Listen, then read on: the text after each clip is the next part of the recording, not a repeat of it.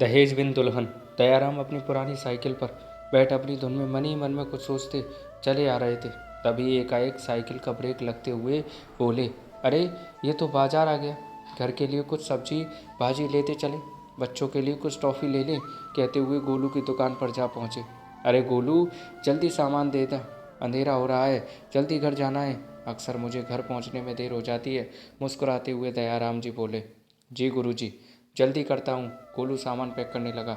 दयाराम अपने गांव के प्राथमिक शाला में शिक्षक हैं। गांव के सभी लोग सम्मान में उन्हें गुरुजी कहकर बुलाते हैं। तभी गोलू बोला, गुरुजी आपका सामान। गुरुजी पैसा देते हुए दुकान से बाहर निकले ही थे कि उनका नाती यश दौड़ता हुआ उनके पास आया और बोला, बाबूजी जल्दी घर चलिए, पापा मम्मी से लड़ाई किए हैं और मम्मी को बहुत मारे हैं।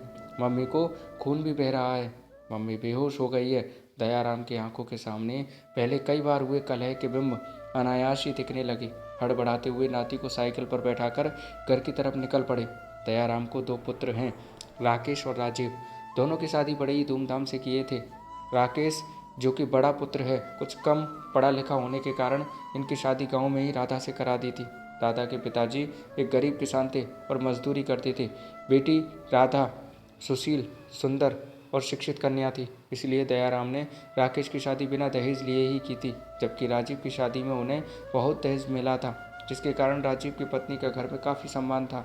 राधा को अक्सर सासू के द्वारा तो कभी राजीव की पत्नी ताना मारती रहती थी, काम नहीं करेगी तो क्या राज करेगी। दहेज में कुछ लाई होती तो बोलती। राधा अपने सिर को हाथ से दबाए आंगन में अचेत पड़ी थी। यश इतने में बाबूजी के हाथ साथ घर आ टपका। बाबूजी का हाथ पकड़कर मम्मी के पास ले गया और यश फूट फूट कर रोने लगा।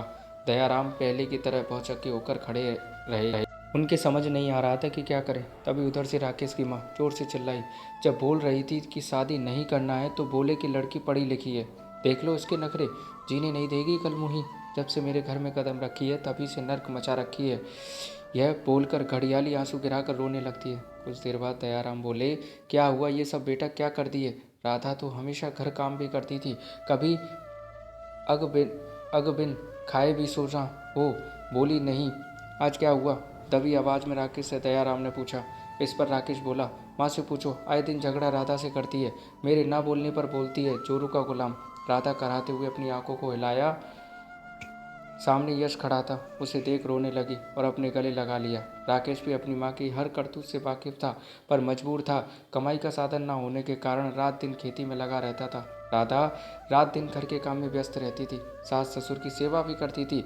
राजीव की पत्नी सौम्या अमीर घर से थी, वह दिन भर मोबाइल में व्यस्त रहती, घर का एक काम नहीं छूती और बीमार होने पर दयाराम को दवाई खाने को पानी तक नहीं देती। लेकिन क्या मजाल कोई उसे कुछ बोले, बस मशीन हो जाती, पुरखों तक गाली देती, सबके सब स्नान रहते। आज की घटना से राकेश बहुत आहत हुआ था। वो राधा को लेकर घर से चला गया। जाते हुए राधा ने दयाराम को चरण छूकर आशीर्वाद लिया। सास को ताका तक नहीं। सास मुंह बिचकाते हुए बोली, कीचड़ को कीचड़ ही पसंद है, जाए कहाँ जाना है, 2 दिन में सब वापस यही आएगी। इधर सौम्या के साथ दयाराम उनकी पत्नी रहने लगे। अब खेती का काम दयाराम और चूल्हा बर्तन उनकी पत्नी खुद करती थी। दयाराम बीमार पड़ गए और उनकी पत्नी को समय नहीं मिल पाता कि घर का काम कर सके। उस बात को लेकर फिर राजीव और सौम्या आए दिन लड़ते रहते थे। कई दिनों से दयाराम बिस्तर नहीं छोड़े थे। उनकी पत्नी भी काफ़ी कमज़ोर हो चुकी थी। एक दिन सौम्या गुस्से में बोली, मैं कोई नौकरानी नहीं जो बनाकर रोज़ खिलाऊंगी। अपने माँ बाप की सेवा तुम खुद करो, हमारे वश की बात नहीं। आंगन में असहाय लाचार पड़े दयाराम और उनकी पत्नी सुनकर स्तब्ध थे। उनकी आंखों से आंसुओं की धार बह चली। राजीव लाल चेहरा लेकर आंगन में आया ही था कि देखा उनके माँ बाप घर से जा चुके थे। काफ़ी रात हो चुकी थी, अतः सड़क के किनारे फुटपाथ पर ही रात दोनों ने बिताई।